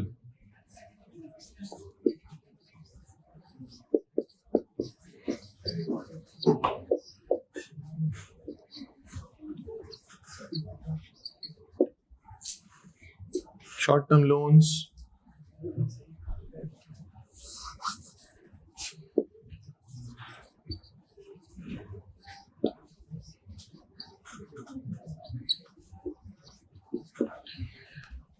चीजें इसमें एग्जांपल्स में बहुत सारी बढ़ते चले जाएंगी। Just to take a basic idea कि करंट क्या है और नॉन करंट क्या है। इसमें चीज़ें और भी बहुत सारी इसमें आनी है, प्रोविजंस आने हैं, टैक्स पेबल्स आना है, बैंक ओवरड्राफ्ट आना है। मतलब मैं भी वो अल्फाज नहीं इस्तेमाल कर रहा जिसको ऐसा लगे कि जैसे डॉक्टर के पास जाते हैं कि आपको फलाना शोबिया है तो ये है तो वो है, तो हम भी करें जैसे हमें सारी बात समझ आती है। तो अभी हमने वो वाली बात करनी नहीं है जो की जाए और आप भी खामखी मुर्रबत में आके स्माइल दे रहे हैं। अच्छा जी, लाइबिलिटीज के हवाले से कल हमने बड़े डिफरेंट अंदाज से बात को समझने की कोशिश की थी कि बल्ली मतलब वो एक वो जिम्मेदारी, सही है जी, जैसा कहते हैं ना यार वो बिल्ली क्या कहते हैं, बिजली का बिल इतना आ गया फिर एक अगेन नहीं बल्ली, समझ रहे हैं ना वो, मतलब हम लोग कैजुअली इसको अंदाज में इस्तेमाल कर रहे होते हैं, मतलब ऑब्लिगेशन। हाँ क्या चीज? अच्छा जी, हमने अल्फाज इस्तेमाल किए थे ऑब्लिगेशंस के, हमने अल्फाज इस्तेमाल किए थे समथिंग विच इज ओड के अल्फाज, कई सारी हमारी पहली क्लास के अंदर ही गुफ्तगू हुई थी। अच्छा जी, करंट लायबिलिटीज क्या है? ये वो लायबिलिटी हैं जिनको एक्सपेक्ट किया जा रहा है कि 12 महीनों के अंदर अंदर हमने इनको सेटल करना है। अगर आप माल खरीदते हैं किसी से उधार पे, सही है जी, बात सुनिएगा, तो आपने पैसे देने हैं या पैसे लेने हैं? अगर आप माल किसी से भी खरीदते हैं उधार पे तो आपने उसको पैसे देने हैं या पैसे लेने हैं? पैसे देने हैं, समझ आई बात? तो पे करना है, अदायगी करनी है या वसूली? अदायगी। तो जब आपने अदायगी करनी है तो हम क्या इसके लिए अल्फाज इस्तेमाल पेबल का खुद इस्तेमाल कर सकते हैं, पेबल का वर्ड इस्तेमाल कर सकते हैं। तो अगर आपको किसी ने माल बेचा है उधार पे तो कितने टाइम के लिए उधार देगा? 2-2, 5-5, 10-10 साल? नहीं सर, उसने खुद भी तो अपनी दुकान चलानी है, खुद भी तो अपने खर्चे निकालने हैं, ठीक? तो वो उधार देगा 2 दिन का, डिपेंडिंग ऑन कि किस नेचर ऑफ इंडस्ट्री से वो बिलोंग करता है। अगर फॉर एग्जांपल मार्केट का ट्रेंड है कि भाई मिनिमम माल बेचा जाएगा 2 हफ्ते के उधार पे, तो 2 हफ्ते का ट्रेंड चल रहा है, लेकिन माल जो बेचा जाता है उधार पे वो कभी भी इतने लंबे अरसे के लिए नहीं दिया जाता, क्योंकि आपका पैसा फंस जाएगा, और जब पैसा फंस जाएगा तो आपके खर्चे तो नहीं रुक रहे ना, खर्चों की अदायगी के लिए यू नीड पैसा। तो वो अमाउंट जिसकी अदायगी आपने करनी है, बोलिए कितने टाइम में? Liabilities that are expected to be settled within 12 महीने, तो उसको हम लोग क्या बोलेंगे? हमारी क्या है? बोलिए करंट लायबिलिटी। और तो और ये जो आपने माल खरीदा था उधार पे, इसको माल का टाइटल आपने क्यों दिया? क्योंकि सर ये खरीदा गया है, किस पर्पस के लिए? बेचने के लिए। ये वाली बात समझ आई? तो माल जो आपने खरीदा उधार पे तो हमने अदायगी करनी है, तो इसका ताल्लुक जो है किससे है? करंट लायबिलिटी से। लेकिन करंट लायबिलिटी से क्यों है? क्योंकि इसका ताल्लुक बोलिए किससे? ट्रेडिंग से।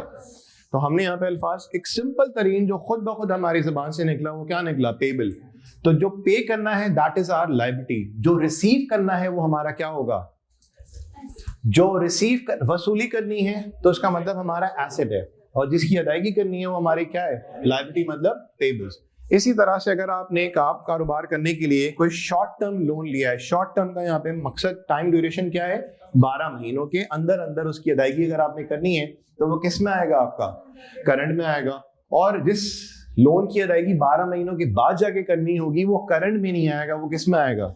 नॉन करंट के अंदर आ जाएगा। अब जरा बात सुनिए, हम अगर बात करते हैं अपना करंट एसेट्स की, तो एक छोटी सी बात दिमाग में आई मेरे अभी कि अगर आपने किसी को माल बेचा, 2 महीने के उधार पे, तो आपने पैसे लेने हैं या देने हैं? बोले लेने हैं। कितने महीनों के अंदर? 2 महीनों के अंदर अंदर। तो उसको जो लेने होंगे पैसे, उसके लिए कौन सा अल्फाज इस्तेमाल होगा? रिसीवर्स का। अब दूसरी बात, आपने फर्नीचर खरीदा था या गाड़ी खरीदी थी कारोबार में इस्तेमाल करने के लिए, तो जब खरीदी गई थी गाड़ी इस्तेमाल करने के लिए, तो वो कौन सा एसेट था? Non current. सही है जी। गाड़ी हो गई पुरानी, मशीनरी हो गई पुरानी, फर्नीचर हो गया पुराना, हमने वो फर्नीचर या वो गाड़ी या वो इक्विपमेंट या वो एसेट, नॉन करंट एसेट, किसी को बेच दिया उधार पे, 3 महीने के उधार पे बेच दिया। तो यहाँ पे देखिए अभी हमारी गुफ्तगू के अंदर 2 बातें हो रही हैं। एक तो मैंने चीज खरीदी, किस लिए? बोले बेचने के लिए, 2 महीने के उधार पे वो बेच दी मैंने। तो जो वसूली करनी है वो मेरा कौन सा एसेट है? बोलिए करंट एसेट है। किस नाम से पुकारा? रिसीवर्स। ठीक, क्योंकि ये वो अमाउंट है जिसको मैं कन्वर्ट कर सकता हूं कैश में कितने टाइम में? 12 महीनों के अंदर अंदर। ये जो अल्फाज लिखा हुआ है शर्मिंदा नहीं हो रहा कि जबरदस्ती लिखा हुआ है, जस्टिफाई हो रहे हैं अल्फाज। दूसरी एग्जांपल, सर हमने मशीनरी खरीदी थी या इक्विपमेंट खरीदा था हमने इस्तेमाल करने के लिए, अब वो पुराना हो गया या ऑब्सलीट हो गया या वो डैमेज हो गया या टेक्नोलॉजी पुरानी हो चुकी है, हम चाहते हैं कि यार इसको बेचें, नया इक्विपमेंट या नया नॉन करंट एसेट हम लोग ले आए। अब जब हमने उसको बेचा किसी को 2 हफ्ते के उधार पे, 2 महीने के उधार पे, 6 महीने के उधार पे, तो उसका मतलब यहां भी हमने वसूली करनी है, अदायगी वसूली हमने यहां भी क्या करना है, बोले रिसीव करना है। तो उसका मतलब नॉन करंट एसेट जिसको मैंने बेचा है उधार पे, उस हवाले से जो वसूली करनी है, तो क्या अल्फाज आएगा? रिसीवेबल। लेकिन इस वसूली का ताल्लुक ट्रेडिंग से नहीं है, क्योंकि मैंने ये खरीदा किस लिए था? मशीनरी इक्विपमेंट इस्तेमाल करने के लिए। कल को अगर मैं किसी को बेचता हूं उधार पे, तो जो वसूली करनी है, इस वसूली का ताल्लुक ट्रेडिंग से नहीं है। तो सर अगर ट्रेडिंग से नहीं है तो क्या मैं इसको यहां पे ले आऊं? जवाब आया नहीं। जवाब आया यहां पे मत लेके आना। मैं बोलूंगा सर आपने खुद ही तो बोला था ट्रेडिंग से जो होगा वो करंट में आएगा। मैं बोला कि यार एक दफा फिर से वो जो ट्रेडिंग वाली बात लिखी हुई थी ना, उस लाइन को पढ़ना। मैंने बोला सर उसमें लिखा हुआ है held for trading, held for trading. मैंने बोला फिर जरा गौर से देखें। मैंने बोला sir held mainly for trading, इसका मतलब वो अमाउंट जिसकी वसूली आपने करनी है 12 महीनों के अंदर, अगर उसका ताल्लुक ट्रेडिंग से है तो वो भी किधर आएगा? बोलिए करंट। और जिसका ताल्लुक ट्रेडिंग से नहीं भी है ना, वसूली कितने टाइम में करनी है? 12 महीनों के अंदर, तब भी वो किधर आएगा? बोलिए करंट एसेट में आएगा। क्या ये वाली बात समझ आ रही है? तो ये जो मेनली का अल्फाज है ना, ये बड़ा इंपॉर्टेंस रखता है, क्योंकि अगर मैं मेनली हटा दूं तो इसका मतलब यहाँ पे सिर्फ और सिर्फ क्या आने हैं? बोलिए ट्रेडिंग वाले आने। लेकिन मैंने मेनली का वर्ड लिखा तो इसका मतलब इतनी फ्लेक्सिबिलिटी है कि ट्रेडिंग के अलावा जो नॉन ट्रेडिंग के हवाले से भी चीजें हैं वो भी यहाँ पे आ सकती हैं। आई होप सो आपको कुछ बात समझ आ गई होगी। इसी तरह से वो लायबिलिटी जिसको आपने सेटल करना है कितने टाइम में? बोलिए 12 महीनों के अंदर अंदर, तो वो क्या है? आपका करंट लायबिलिटी। और जिसकी सेटलमेंट होगी 12 महीनों के बाद, वो किधर आएगा? बोलिए नॉन करंट। लेट्स सपोज अभी यहाँ पे मैं बात टैक्स पेबल के हवाले से नहीं कर रहा, बैंक ओवरड्राफ्ट के हवाले से नहीं कर रहा, हम करेंगे with the passage of time, इन्हीं बेसिक्स के अंदर डिस्कशन करेंगे। सुनिए, आपने लोन लिया, सही है जी, 5 साल का और 5 लाख का लोन लिया। कितने साल के लिए लोन लिया? 5 साल के लिए। कितने का लोन? 5 लाख का। कंडीशन कुछ ये है कि आपने हर साल के एंड में 1 लाख की अदायगी कर देनी है। कितने का लोन लिया? 5 लाख का। कितने साल के लिए? 5 साल के लिए। कंडीशन क्या है कि हर साल के एंड में आपने कितनी अदायगी कर देनी? 1 लाख की। तो आप मुझे बताएं, पहला साल गुजर गया और पहले साल के एंड में हम लोगों ने 1 लाख रुपए अदा कर दिए। अब बताइए कितना लोन बाकी रह गया? 4 लाख। अब ये जो 4 लाख है, सही है जी, इसकी अदायगी आपने आगे आने वाले सालों में करनी है। क्या ये वाली बात समझ आ रही है? लेट्स सपोज हमने लोन लिया था 2021 के स्टार्ट में। कितने का? बोलिए 5 लाख का। कितने साल के लिए? 5 साल के लिए। तो 21, 22, 23, 24, 25 तक मैंने ये लोन पे ऑफ कर देना है। तो आप बताइए 2021 के एंड तक मैंने कितना पे ऑफ कर दिया? आउट ऑफ 5 लाख कितना? 1 लाख। कितना रह गया? 4 लाख। क्या 4 लाख 2022 में पे ऑफ होगा? सर क्या 4 लाख 2022 में पे ऑफ होगा? सर 4 लाख में से जो लाख है ना वो तो 22 में पे ऑफ होगा, लेकिन बकिया 3 लाख जो है ना वो 22 के बाद पे ऑफ होगा। क्या ये वाली बात समझ आ रही है? मैं अपनी बात दोबारा से दोहराता हूं। 2021 के स्टार्ट में आपने लोन कितना लिया? बोले 5 लाख। कितने साल के लिए? 5 साल के लिए। 21, 22, 23, 24, 25 के एंड पे आपने लोन पे ऑफ कर देना। डन। कंडीशन क्या है? हर साल के एंड पे आप कितना देंगे? 1 लाख। बड़ी सिंपल सी बात हो रही है। 2021 का एंड आ गया, तो आप बताइए कितना पे ऑफ करेंगे? 1 लाख। तो 2021 के एंड पे रह कितना गया? 4 लाख। अब ये जो 4 लाख है, यहां से हमारी गुफ्तगू शुरू हो रही है ताकि मैं यहां और वहां के हवाले से बात कर सकूं। रह कितना गया? 4 लाख। अब ये 4 लाख है, ये 2022 में पे ऑफ होगा? नहीं सर, उस 4 लाख में से जो लाख है वो 22 में पे ऑफ होगा। तो मैंने बोला व्हाट अबाउट 3 लाख? आपने बोला सर वो 22 के बाद पे ऑफ होगा। सही है जी। तो अमाउंट जिसकी अदायगी जिस पॉइंट पे आप खड़े हुए हैं और आप ये देख रहे हैं कि उसकी अदायगी अगले 12 महीनों में होनी है, वो किस में फॉल करेगा? करंट में। और जिसकी अदायगी 12 महीनों के अंदर नहीं हो रही, जिस पॉइंट पे आप खड़े हुए हो, सुनो, 2021 के अगर एंड पे खड़े में हैं तो कितना अमाउंट रह गया देना बाकी? 4 लाख। अगले 12 महीने अगले 31 दिसंबर पे एंड हो रहे हैं। बात समझ आ रही है? यानी कि 2022 31 दिसंबर 2022 में कितने टाइम पूरा होगा? बोलिए 12 महीने। तो आप बताओ 2021 के अगर एंड पे खड़े में कितना देना बाकी है? 4 लाख। उस 4 लाख में से 2022 में कितना पे होना है? 1 लाख। तो बकिया 3 लाख 22 के बाद पे होना है। तो वो अमाउंट जिसकी अदायगी 12 महीनों के बाद होनी है किधर आएगा? Non current. जिसकी अदायगी 12 महीनों के अंदर होनी है वो किधर आएगा? करंट। क्या ये वाली बात समझ आई? तो वहां पे आप जरा नॉन करंट में लिख लीजिए all those liability that are not current liability. Simple रख रहे हैं बात को, इतना लंबा नहीं खींच रहे। All those liabilities that are not current liability.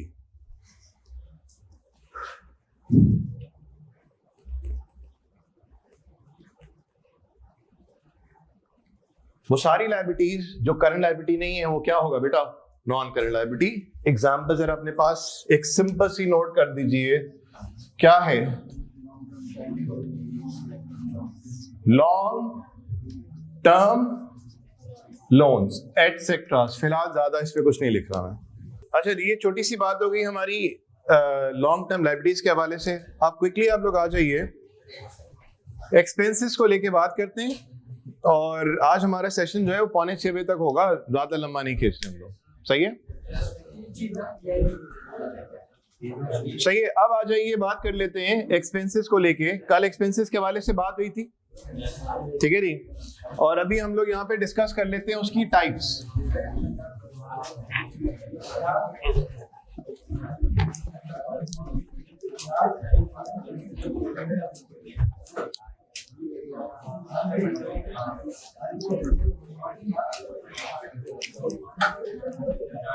Expenses की types.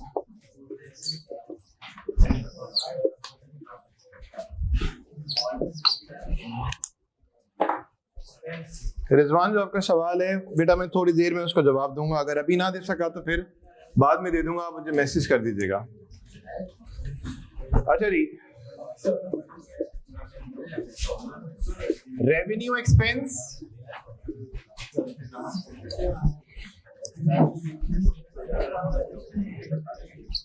Capital expense,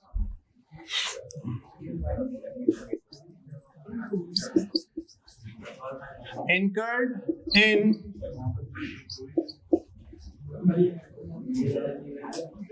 running the business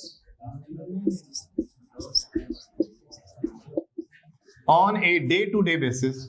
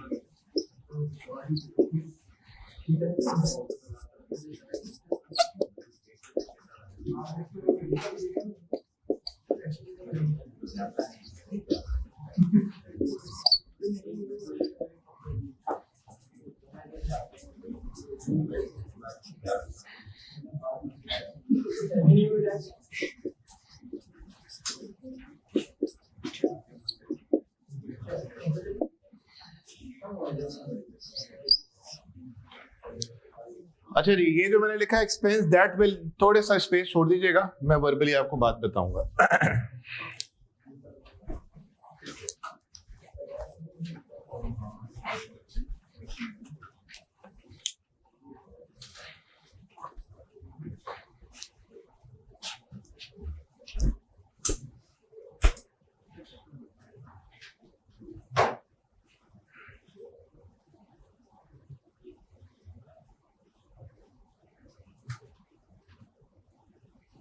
ठीक है रिजवान, मैं लिख देता हूँ।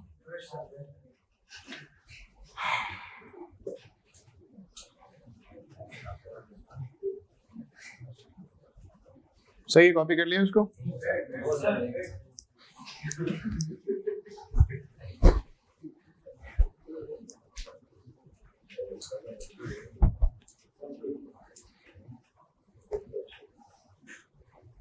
हमने अपना बेसिक्स वाला पोर्शन,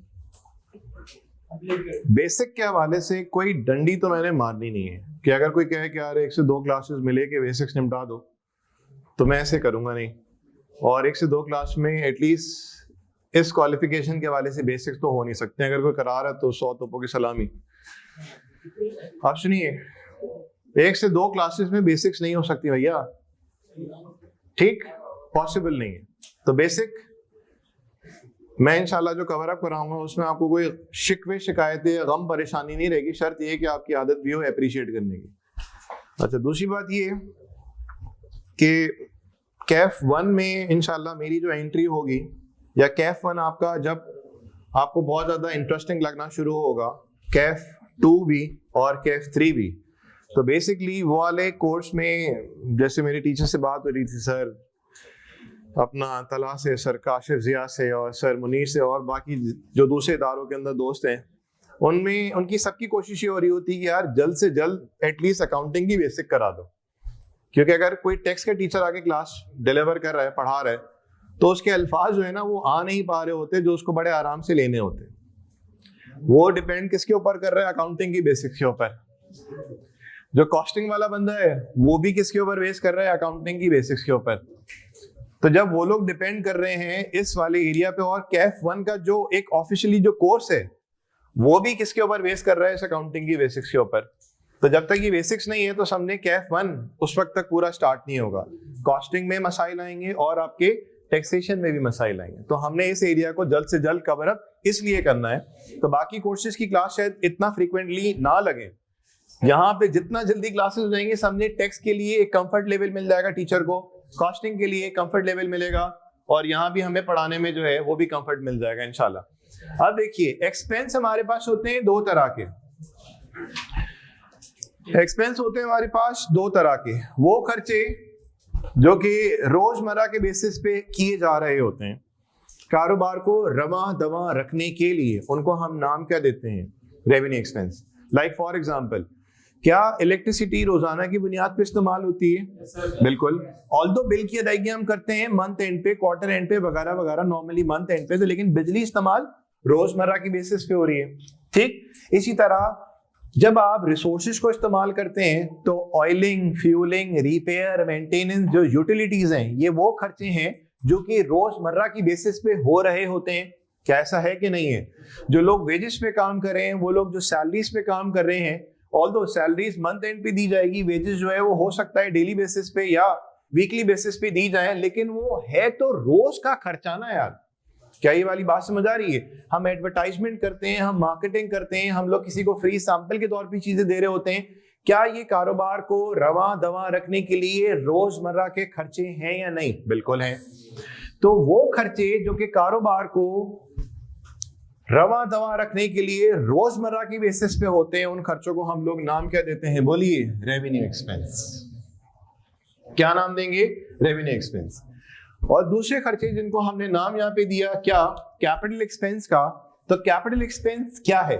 सर, कैपिटल एक्सपेंस जब हम करेंगे ना तो नॉन करंट एसेट आएगा, ठीक। फॉर एग्जांपल, मैंने बिजली का बिल पे किया, ये मेरा क्या है? एक्सपेंस है या एसेट है?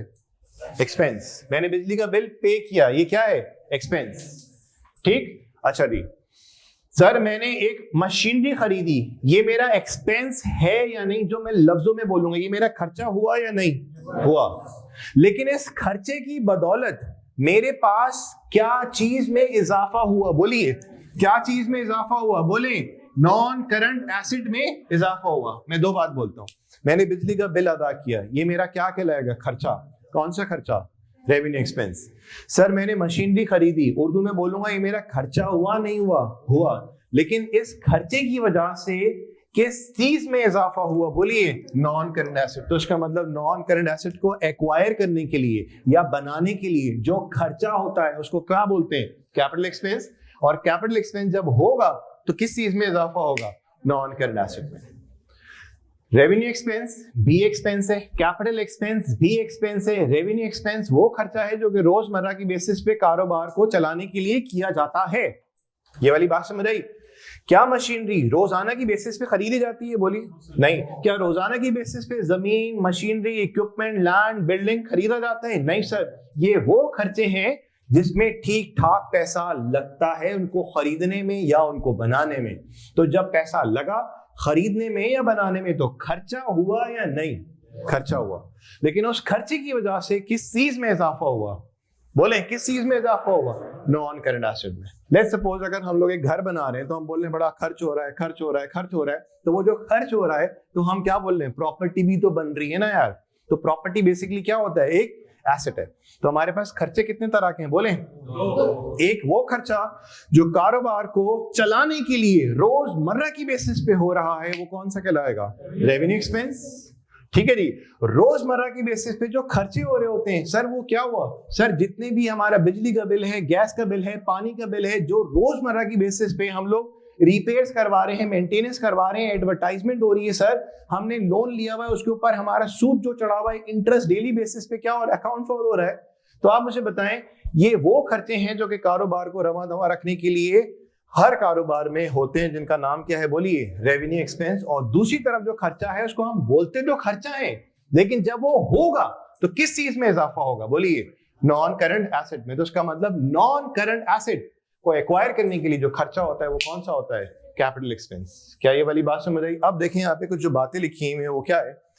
ये वो खर्चा है जो कि इनकर किया जाता है किस चीज को एक्वायर करने में? नॉन करंट एसेट को बोलिए एक्वायर करने में। ये वो खर्चा है जो कि किया जाता है किस चीज को एक्वायर करने में? नॉन करंट एसेट को। ये वाली बात समझ आई? दूसरी बात सर, ये वो खर्चा है जो किया जाता है उस नॉन करंट एसेट जिसको खरीदा गया था, उसकी अगर वैल्यू को बढ़ाने के लिए खर्चा किया जा रहा है तो वो खर्चा भी कौन सा होगा? बोलिए कैपिटल एक्सपेंस होगा। मैं इस हवाले से एक देता हूं मिसाल। एक बात जो बड़ी सिंपल सी है, ओ भाईजान मैंने मशीनरी खरीदी है बेचने के लिए, कौन सा एसेट है? मैंने मशीनरी खरीदी है बेचने के लिए, करंट एसेट। इस्तेमाल करने के लिए नॉन करंट। खरीदी गई है इस्तेमाल करने के लिए, कौन सा खर्चा? Capital expense. मशीनरी खरीदी गई है बेचने के लिए, बेचने के लिए रेवेन्यू एक्सपेंस। देखो सिर्फ थोड़ा सा अल्फाजों की हेरा फेरी जो होती है ना, करंट से नॉन करंट, नॉन करंट से करंट में शिफ्टिंग हो जाती है, थोड़ी सी हेरा फेरी होती है। तो कैपिटल से रेवेन्यू, रेवेन्यू से कैपिटल में हम लोग चले जाएंगे। तो मैंने नॉन करंट एसेट खरीदा है, नाम ले लिया, कौन सा खर्चा हुआ? नॉन करंट एसेट खरीदा, खर्चा है पापा? नहीं है। सही है, जो हमारे मेमन पापा बैठे हैं, मैंने नॉन करंट एसेट खरीदा, मशीनरी, इक्विपमेंट, लैंड वगैरह जो भी है खरीदा, खर्चा हुआ नहीं हुआ? सही है जी। खर्चे का नाम, खर्चे को तो एक्सपेंस तो बोलेंगे, लेकिन कौन सा खर्चा? Capital expense. मैंने फर्नीचर खरीदा है या मैंने माल बनाया है बेचने के लिए, जो खर्चा हुआ रेवेन्यू एक्सपेंस। ये तो रोज का खर्चा है। क्या ये वाली बात समझ आ रही है? इसका मतलब नॉन करंट एसेट को एक्वायर करने के हवाले से जो खर्चा है वो कौन सा है? कैपिटल। सही है जी। और इसके अलावा कोई चीज मैं खरीद रहा हूं या बना रहा हूं, बोलिए किस लिए? बेचने के लिए। तो यहां भी खर्चा हुआ नहीं हुआ, वो खर्चा कौन सा कहलाएगा? Revenue expense. क्या ये वाली बात समझ आ रही है? अब सर मैंने एक मशीनरी खरीदी, उसकी लाइफ थी कितनी? 10 साल। कितनी थी बेटा? 10 साल। 2 साल मैंने मशीनरी इस्तेमाल की और अब लाइफ रह कितनी गई? 8 साल। मैंने क्या किया, उस मशीनरी में कुछ मॉडिफिकेशन कराई और मॉडिफिकेशन कराने की वजह से मेरा खर्च हुआ। सही है जी। उस खर्चे की वजह से अब मशीनरी की लाइफ वैसे तो रह गई थी कितनी? 8 साल, लेकिन उस खर्चे कराने की वजह से अब मशीनरी की अब जो लाइफ हो गई है वो हो गई है 12 साल। कितनी? 12 साल। तो आप मुझे बताइए, मशीनरी मैंने खरीदी थी, सही है जी, 10 साल लाइफ थी, 2 साल इस्तेमाल किया, रिमेनिंग कितना रह गया? 8। खर्चा किया, उस खर्चे की वजह से मशीनरी की अब जो रिमेनिंग लाइफ रह गई है वो रह गई है 12 साल पे आ गई। 12 साल। तो आप मुझे बताइए 4 सालों का इजाफा हुआ। जब 4 सालों का इजाफा हुआ तो इसका मतलब अब इस मशीनरी से बेनिफिट इजाफी कितना होना है? 4 साल इजाफी बेनिफिट होना है। तो अब 2 साल गुजरने के बाद अब कुल मिला के कितने सालों तक ये मशीनरी बेनिफिट देगी? 12 साल। तो इसका मतलब मेरे बेनिफिट्स में इस खर्चे की वजह से क्या होगा? बोले इजाफा। तो ये जो इजाफा हुआ ये उस एग्जिस्टिंग नॉन करंट एसेट की वैल्यू में क्या कर रहा है? बोले इजाफा। तो सर एक खर्चा हुआ, उससे एग्जिस्टिंग नॉन करंट एसेट की वैल्यू में क्या हुआ, इजाफा हुआ, तो उस खर्चे को भी मैं नाम क्या दूंगा, कैपिटल एक्सपेंस। क्या ये वाली बात समझ आ रही है? सर एक और एग्जांपल, मैंने एक मशीनरी खरीदी, उसको इस्तेमाल किया 2 साल, सही है जी। जब मैंने इस्तेमाल किया तो कुछ पुर्जे शुर्जे खराब भी हुए, ऑयलिंग फ्यूलिंग मेंटेनेंस 2 सालों में हुई, लेकिन इस तरह के खर्चे करने से उस मशीनरी की लाइफ मेंटेन रही, बढ़ गई या कम हो जाएगी? आप मुझे बताएं, अगर आप लोग बाइक या गाड़ी इस्तेमाल करते हैं तो क्या उसकी रिक्वायर्ड टाइम पे मेंटेनेंस चाहिए होती है? नहीं सर, क्यों नहीं? तो उसकी अगर मेंटेनेंस नहीं होगी तो जो उसकी बताई गई थी लाइफ या एस्टिमेट की गई थी लाइफ, वो लाइफ का टारगेट पूरा हो सकेगा या नहीं? नहीं सर। अगर उसकी रिक्वायर्ड टाइम पे मेंटेनेंस होगी तो अगर बताया गया था मैन्युफैक्चरर की तरफ से कि 5 साल आपको ये गाड़ी तंग नहीं करेगी, आपने क्या किया, कोई ऑयलिंग फ्यूलिंग का ख्याल नहीं रखा, आपने बस गाड़ी को रगड़ा, पता चला 6 महीने क्या हुआ, गाड़ी का इंजन बैठ गया। तो कहने का मतलब ये है कि उस मशीनरी की, उस इक्विपमेंट की एक सर्टेन लाइफ थी जो कि एक्सपेक्ट की गई थी, लेट्स सपोज 5 साल। तो उस 5 साल के टारगेट को पूरा करने के लिए रिक्वायर्ड टाइम पे उसकी क्या चीज दरकार थी? मेंटेनेंस। तो अगर रिक्वायर्ड टाइम पे उसकी मेंटेनेंस है, सही नहीं, और अगर वो होती है तो उस मेंटेनेंस से उसकी लाइफ मेंटेन रहेगी, बढ़ जाएगी या कम हो जाएगी? मेंटेन रहेगी। तो नॉन करंट एसेट को मेंटेन रखने के लिए जो खर्चा होगा वो कौन सा है? रेवेन्यू। और नॉन करंट एसेट की लाइफ में इजाफे के लिए या उसकी वैल्यू को बढ़ाने के लिए जो खर्चा होगा वो कौन सा होगा? देखो बात समझ आ रही? अभी भी मैं इतना डेप्थ में नहीं जा रहा, एक बेसिक बात कर रहा हूं, क्विकली रिकैप करूंगा। मैंने बिजली का बिल पे किया, मैंने मेंटेनेंस के हवाले से खर्चा किया, कौन सा है? मशीनरी में रोजमर्रा की बेसिस पे एक बंदा रखा था सफाई सुथराई के लिए, ऑयलिंग फ्यूलिंग के लिए, जो भी खर्चा हुआ वो कौन सा है? कौन सा? Revenue expense. मैंने एक मशीनरी में एक्सटेंशन करा दी, मैंने बिल्डिंग में एक्सटेंशन करा दी, मैंने मशीनरी में खर्चा कराया। अब मशीनरी 1 घंटे में अगर 10 यूनिट बनाती थी तो खर्चा कराने की वजह से अब उस 1 घंटे में 10 यूनिट नहीं 15 यूनिट बनते हैं। तो आप मुझे बताएं, क्या मशीनरी की प्रोडक्शन कैपेसिटी बढ़ी या वही की वही रही? सर खर्चा कर रहा हूं, प्रोडक्शन कैपेसिटी वही की वही है, कौन सा? खर्चा किया, उससे मशीनरी की एफिशिएंसी बढ़ गई, लाइफ बढ़ गई, कॉस्ट जो थी पर यूनिट बनाने की उसमें रिडक्शन आ गई। मशीनरी 1 घंटे चलती थी, इंजन गर्म हो जाता था, आधे घंटे के लिए बंद करना पड़ता था। सर ऐसी हमने मॉडिफिकेशन कराई कि मशीनरी अब लगातार 6 घंटे चल सकती है। तो आप मुझे बताएं, हर वो एक्सरसाइज, हर वो एक्टिविटी जिसके करने से हमारे नॉन करंट एसेट की वैल्यू में क्या हो रहा हो? इजाफा। यहां जरा पॉइंट लिखिएगा और करके, expense that will increase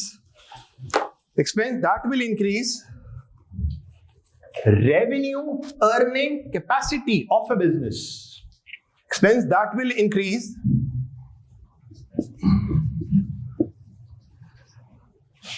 revenue earning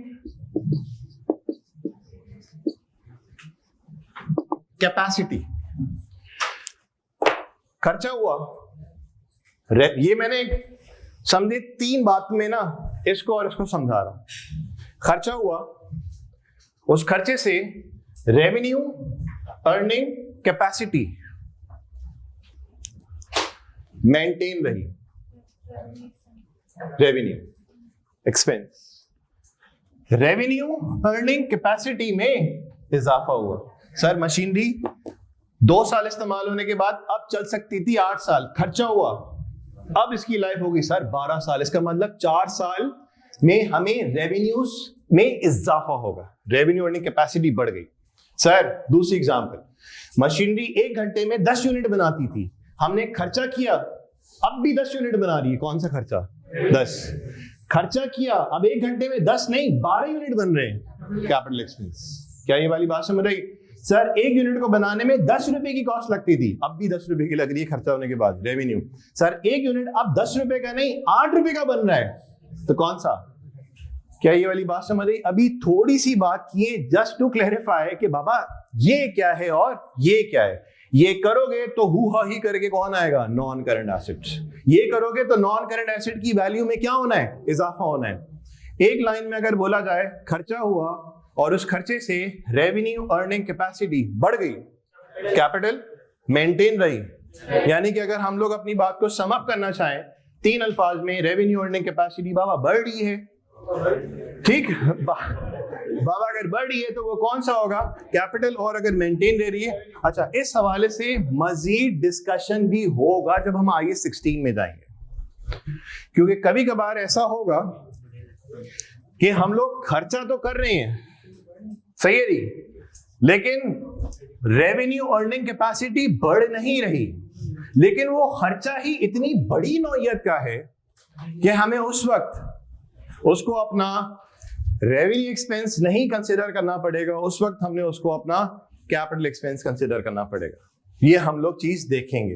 अब आखिरी चीज जो मैं अभी यहाँ पे डिस्कस कर लूँ, ज्यादा टाइम आपका लूंगा नहीं। देखो, वो काम जो काफी ज्यादा क्लासेस का होता है, मैंने आपके सामने अभी सिर्फ किस पे बात की है, asset, expense, capital, liability, revenue, उसके अलावा बात नहीं कर रहा, बिकॉज ये वो टर्म्स हैं जिसको टैक्स में, कॉस्टिंग में, कैफ 1 के अंदर अब टीचर बड़े फ्रीक्वेंटली अगर इस्तेमाल करेगा तो आप ताज्जुब से नहीं देखेंगे कि यार सर कैसी गंदी बातें करते हैं, ये एसिड लगाम है कि कुछ और बोला आपने। अब देखिए, जल्दी से आइएगा, कैपिटल वाले पोर्शन में आ जाए। इसकी एग्जांपल में क्या लिखें, इसकी एग्जांपल में क्या लिखेंगे, परचेजेस लिखें, परचेज ऑफ प्लांट मशीनरी, ठीक, एटसेट्रास, बस परचेज ऑफ प्लांट मशीनरी एटसेट्रास, ठीक, डन। और यहां पे जो था रेवेन्यू एक्सपेंस के हवाले से क्या लिखेंगे, रिपेयर एंड मेंटेनेंस, यहां पे रेवेन्यू में repair and maintenance, comma, wages slash salaries,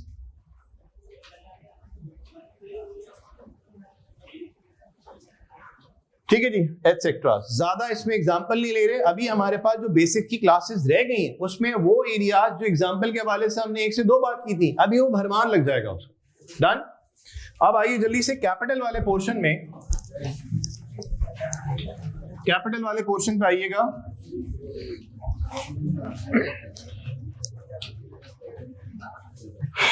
अच्छा, यहां पे लिखा हुआ है एक सेपरेट एंटिटी कॉन्सेप्ट। हमने बात क्या की थी कि ये है ओनर, ये है बिजनेस, और ये कौन है, सप्लायर, डन। ओनर जब कारोबार में सरमाया लगाता है तो ओनर ये रहा, बिजनेस ये रहा। बिजनेस किसका है, इसका, लेकिन ये अपने आप को इससे अलग दिखा रहा है, सही है जी। ये इस तरह से अपने आप को अलग दिखाने पे मजबूर इसलिए हुआ, ठीक, इसलिए मजबूर हुआ, अपने आप को इससे अलग दिखाने पे इसलिए मजबूर हुआ, ऑल्दो ये कारोबार किसका है, इसका है, लेकिन इसने अपने आप को अलग इसलिए दिखाया क्योंकि सेपरेट एंटिटी कॉन्सेप्ट ये कहता है कि ओनर और बिजनेस दोनों अलग है। ये मैं नहीं बोलता। आपने बोला ये कैसी बात आपने कर दी, उसने बोला खुदा की कसम ये तुम्हारा ही कारोबार है, लेकिन तुम अपनी जाती एक्टिविटीज को कारोबारी एक्टिविटीज के साथ मत जोड़ना। तो यहां पे जितनी भी चीजें तुम रिकॉर्ड करोगे, सही है जी, उसका ताल्लुक किससे होगा, बिजनेस से होगा, इससे नहीं होगा ताल्लुक। क्या ये वाली बात समझ आई? तो इसका मतलब ओनर जब कारोबार में सरमाया लगाता है, सही है जी, तो ओनर अलग, कारोबार अलग। कारोबार में माल खरीदा, माल बेचा, लोन लिया, वगैरह वगैरह, ऑल्दो कौन है, ओनर, ठीक है जी, लेकिन ओनर अपने जाती मामलात को अलग रखेगा, ये अलग रखेगा। ये मैंने नहीं बोला, ये सेपरेट एंटिटी कॉन्सेप्ट आया, उसने ये बात बताई, और उसकी बात को हमने अमल करते हुए हमने कहा कि जब ओनर कारोबार में सरमाया लगाएगा तो बिजनेस की एक जिम्मेदारी है कि इसने इसको बदले में क्या करना है, बोलिए, कमा के देना, बदले में कमा के देना है। अच्छा सुनो एक और बात, ओनर ने बिजनेस से सवाल पूछा कि मैंने तो पैसा लगाया और तुम अलग, मैं अलग। बिजनेस ने बोला मैं तुम्हें कमा के दूंगा। ओनर ने सवाल किया कब? बिजनेस ने जवाब दिया, मैं वादा नहीं करता कि कब, मैं वादा नहीं करता कितना, लेकिन मैं तुम्हें कमा के दूंगा। वक्त का और अमाउंट का बिजनेस ने इससे वादा नहीं किया। अभी जरा समझिएगा बात को। ऑल्दो आज से पहले कॉमर्स वाले जानते थे कैपिटल कैपिटल होता है, ठीक, या हो सकता है कुछ और भी जानते हो, लेकिन अभी मैं इस हवाले से जरा ज्यादा बातचीत करना चाह रहा हूं। और देखिए मैंने सेपरेट एंटिटी कॉन्सेप्ट को जहां पे जान के फिट किया, ताकि मैं जो आपसे कह रहा हूं, हो सकता है मैं झूठ बोल रहा हूं, लेकिन सेपरेट एंटिटी कॉन्सेप्ट ने कहा कि भाई ओनर बिजनेस दोनों क्या है, अलग है। और ओनर जब लगाएगा पैसा तो बिजनेस जिम्मेदार है कि उसको बदले में क्या करे, बोले कमा के दे। ओनर ने पूछा अच्छा ऐसी बात है, कब देगा तू मुझे कमा के? बिजनेस ने जवाब दिया, दूंगा कमा के, लेकिन कब कितना दूंगा ये वादा नहीं कर रहा। डन। अब सुनिए, बात मुकम्मल नहीं हुई। इसने इसको 1 लाख रुपए का माल बेचा 30 दिन के उधार पे। बिजनेस ने अब इस शख्स को कब पे करना है, कितना पे करना है? 1 लाख। ये वाली बात समझ आ रही है? जरा समझना आप बात। बिजनेस में ओनर ने लगाया, बिजनेस जिम्मेदार ठहरा।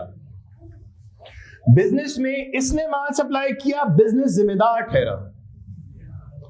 बिजनेस ये रहा, इसकी तरफ भी जिम्मेदार है, इसकी तरफ भी जिम्मेदार है। जिम्मेदारी को डिस्टिंग्विश करने के लिए हमने कहा कि बिजनेस जब इसकी तरफ होगा स्पेशल लायबिलिटी, और जब बिजनेस इसकी तरफ होगा तो लायबिलिटी।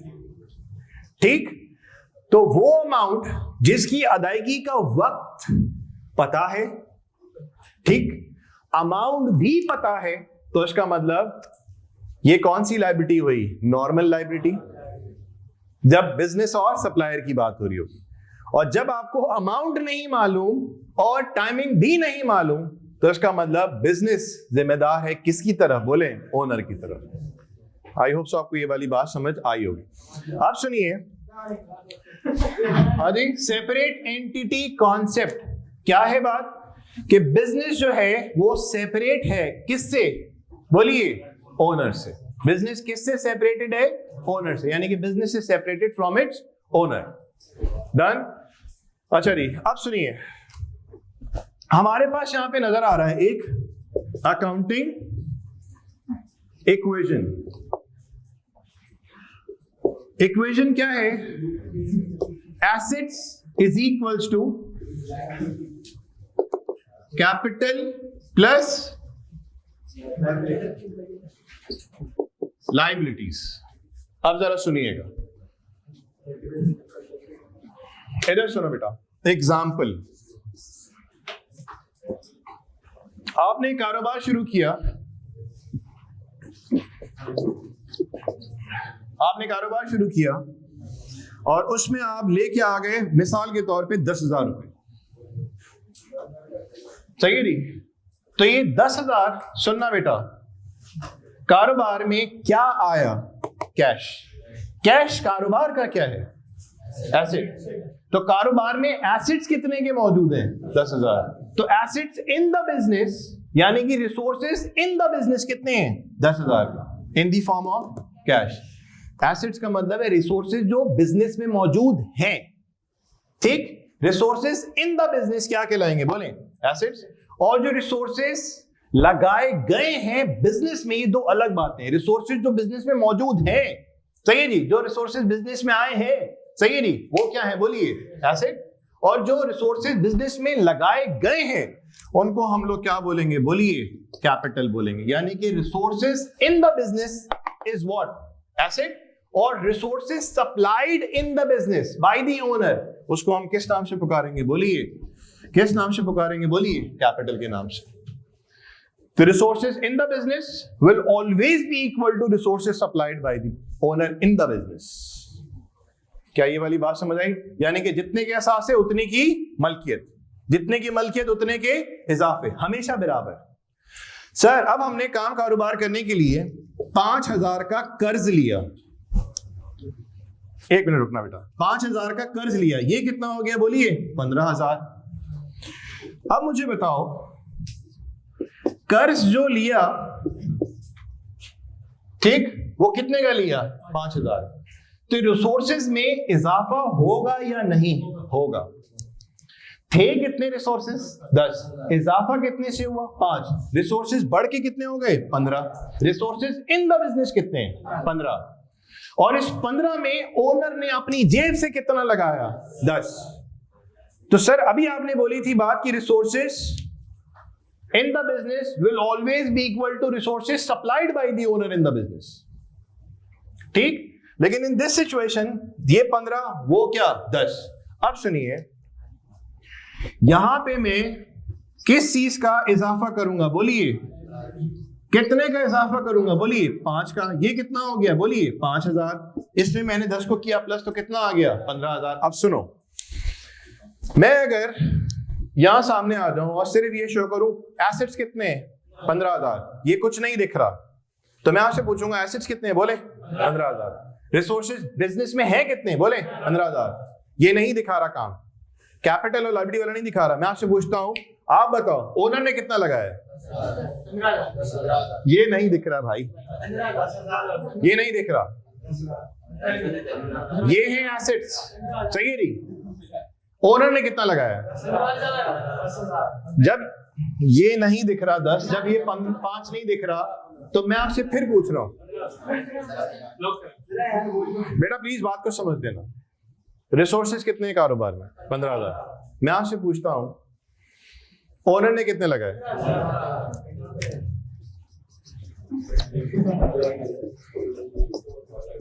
ओनर ने कितने लगाए?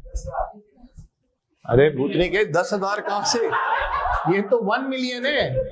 इतना भी दिमाग को फ्रीज ना करें। 1,000,000,000। अब मैंने यहां से हट के एक सिंपल सवाल पूछा, ये है एसेट्स, ओनर ने कितना लगाया? कैसे कह सकते हैं सर? ये तो ऐसी तुक्का था, आमिर लियाकत वाला। सुने, एसेट्स कितने के? बोले 1 मिलियन। अब सुनो, इधर आओ।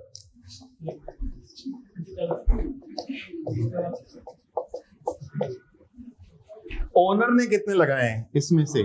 7, ठीक? अच्छा जी, कितना? ओनर ने मांग के कितने लगाए? 3।